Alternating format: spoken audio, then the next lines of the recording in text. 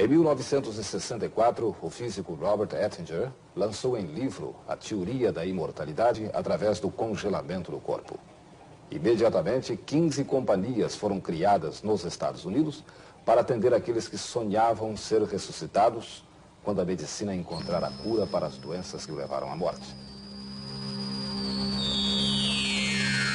As sociedades de congelamento surgiram em centenas de cidades e o assunto foi debatido em todo o mundo. Em 1973, a reportagem de lançamento do Fantástico foi sobre o congelamento de cadáveres. E no Brasil também o assunto foi comentado amplamente. Mas o que aconteceu desde então? Os corpos continuam congelados? O que acham os cientistas americanos desta técnica? O congelamento de cadáveres é ciência ou ficção científica? O professor Robert Ettinger é chamado o pai da teoria do congelamento de corpos. Sua técnica consiste em tirar o sangue do corpo, substituí-lo por glicerina no primeiro estágio de resfriamento e depois pela substância DMSO. Depois, o corpo é colocado em uma cápsula com nitrogênio a uma temperatura de 196 graus abaixo de zero. O Dr. James Bedford, de 73 anos, que aparece nesta foto, tornou-se o primeiro homem a ser congelado. Onde está seu corpo congelado? Aqui nesta cápsula está o corpo do primeiro homem congelado nos Estados Unidos. Isto aconteceu em 1967, apenas 3 anos depois de ser lançada a teoria da imortalidade através do congelamento do professor Robert Ettinger. Mas o que a família do Dr. Bedford acha de tudo isto? Esta é a opinião de Norman Bedford, filho do professor James Bedford. Na minha opinião, o resultado do congelamento não será compensador em virtude da enorme quantidade de dinheiro que se gasta. Das 15 companhias criadas para congelar corpos na década dos 60, apenas 2 ainda estão funcionando. Mas Robert Ettinger, o criador do congelamento, não desiste. Dr. Ettinger, most of the companies that were established after the publication of your book in 1964, 1966 are not operating anymore. Do you think that your idea have failed?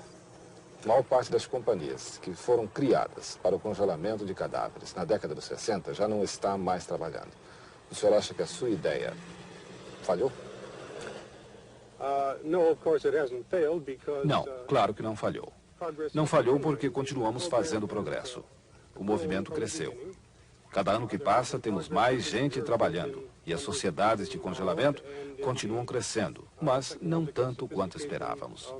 Quanto às companhias que desapareceram, o principal problema que as levou à falência foi o preço muito baixo que cobravam e que não dava nem para cobrir as despesas de congelamento.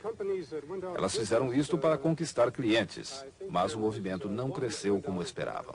Hoje, existem pelo menos 2 companhias funcionando com regularidade.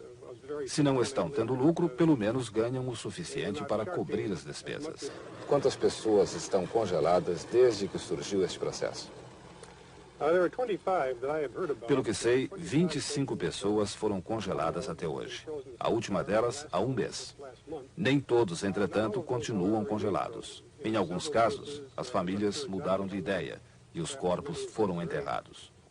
Segundo Robert Ettinger e seus seguidores, o principal problema do congelamento está no preço.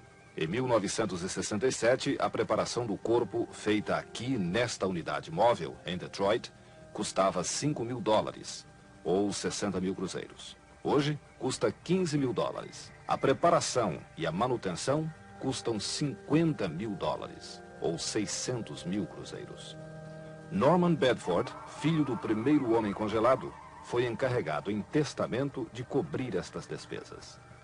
Você tem alguma reclamação a fazer? Você está satisfeito com a maneira como o caso do seu pai está sendo tratado? Pessoalmente, eu não tenho nada contra o movimento dos discípulos de Robert Ettinger. Mas são vários os problemas com que a família se defronta. Um deles é a despesa de manutenção do corpo. Eu acho que Ettinger e seus seguidores estão sonhando demais. O dinheiro que é necessário para manter um corpo congelado por 50 ou 100 anos chega a centenas de milhares de dólares. Eu acho que não existe muita gente com esse dinheiro para gastar na preservação do seu corpo. Além disso, todo o dinheiro gasto no congelamento é um dinheiro que não produz nada, nada de novo. É apenas para a manutenção do corpo. Não se aprende nada, não se ganha nenhum conhecimento mais profundo da técnica. Todo o dinheiro é apenas para manter o corpo congelado em nitrogênio líquido. Eu pago $2.000, cerca de 25 mil cruzeiros por ano, para preservar o corpo do meu pai. E não se faz nenhuma pesquisa com esse dinheiro. Qual foi a reação da sua família? Minha mãe concordava plenamente com tudo. Outros membros da família discordavam, especialmente por causa dos problemas religiosos. Alguns achavam que isto era uma violação dos mandamentos da lei de Deus. A TransTime é uma das 2 empresas ainda trabalhando no congelamento de cadáveres. Seu diretor é o Sr. Arthur Quaife. Quantos corpos congelados o senhor tem aqui? We have 3 patients in suspension here. 3 pacientes. E how long have you been keeping these bodies? Há quanto tempo o senhor mantém estes pacientes ou corpos aqui? 2 dos corpos estão aqui há cerca de 2 anos e meio, e um chegou há mais ou menos um mês. About a month ago. Are you sure that are frozen at this moment in the United States? Quantas pessoas com segurança o senhor pode dizer que existem atualmente nos Estados Unidos congeladas? Eu sei que cerca de 25 pessoas foram congeladas desde o início do movimento, mas com absoluta certeza, eu diria que só existem atualmente 4 ou 5. Pode ser que existam outras, mas eu não sei. No passado, muita gente, logo depois da publicação do livro de Ettinger, começou a abrir companhias para o congelamento de corpos. O senhor acha que, passados todos esses anos, estas pessoas estavam apenas querendo fazer um negócio do congelamento de corpos? Eu conheço várias organizações que foram criadas porque seus proprietários achavam que este negócio ia dar muito dinheiro. Mas nenhuma destas companhias foi para a frente. As próprias sociedades de congelamento tentaram entrar no negócio para depois chegar à conclusão de que não dava lucro. Todos os que pensaram em ganhar dinheiro fácil se deram mal. Sigmund Freud rejeitava a ideia da imortalidade por ser uma ilusão. A mais recente tentativa de se vender a imortalidade nada mais fez do que iludir algumas pessoas nos Estados Unidos. Estes sonhadores vivem dos falsos rumores que eles mesmos lançaram. Disse, por exemplo, que o cineasta Walt Disney foi congelado na esperança de ser ressuscitado mais tarde. Nós falamos diretamente com a família de Disney, que negou categoricamente que isto tenha acontecido. A comunidade científica, que segundo os seguidores de Robert Ettinger, acompanha com atenção o congelamento de corpos, diz que tudo não passa de ficção científica. A Associação Médica Americana fez uma declaração oficial para a nossa reportagem, que diz: a Associação Médica Americana nunca estudou nem sabe nada sobre o congelamento de corpos. Praticamente todo médico dirá que o congelamento não dá certo. A medicina não se interessa por este assunto que pertence ao setor da ficção científica. Na Universidade de Toledo, Ohio, encontramos o Dr. Donald Pribor, uma das maiores autoridades americanas em criobiologia, a ciência que estuda o efeito das temperaturas baixas nos seres vivos. O Dr. Pribor faz experiências com o congelamento de órgãos há 14 anos. Do ponto de vista científico, o senhor acha que é possível congelar um corpo e depois ressuscitá-lo? No momento, é impossível congelar tecidos, órgãos e muito menos o corpo inteiro. Os problemas são vários. Vou enumerar apenas os 3 obstáculos principais. Em primeiro lugar, cada célula tem de ser congelada a uma temperatura diferente durante um certo tempo. Algumas células têm de ser congeladas rapidamente e outras têm de ser congeladas lentamente. No corpo humano e em cada órgão, temos células diferentes. Portanto, não há como congelar um corpo inteiro de uma vez. E no momento é isto que estão fazendo. Ao mesmo tempo, temos de usar uma substância química para proteger a célula no momento do congelamento. E não vejo como poderemos distribuir essa substância química pelo corpo inteiro. O terceiro obstáculo é o tamanho do corpo.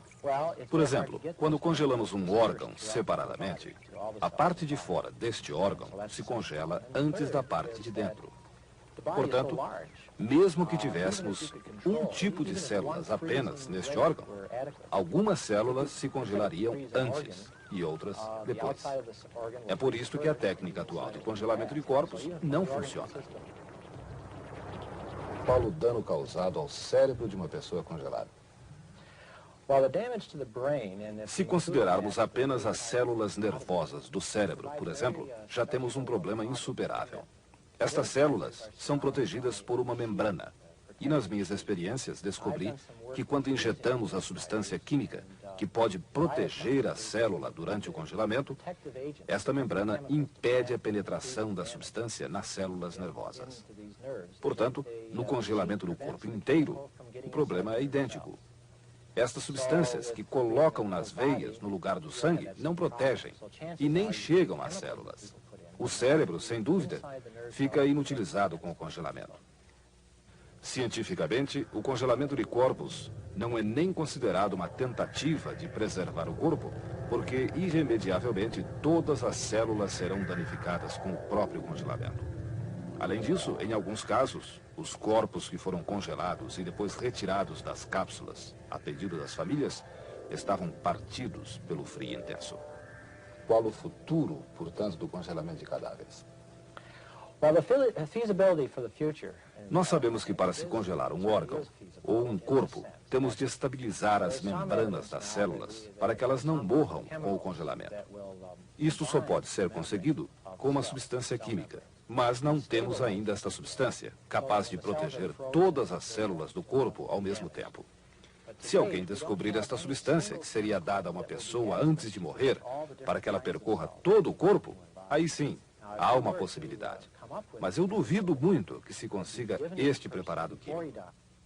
O congelamento atual depende da manutenção do nitrogênio dentro da cápsula. 2 litros de nitrogênio evaporam de cada cápsula todos os dias, e o cuidado tem de ser intenso. Para quê? Pergunta o Dr. Pribor.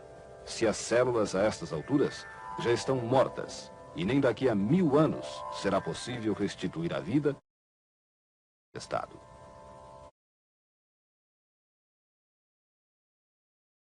Nas partes do mundo, a morte não é encarada com tanto temor.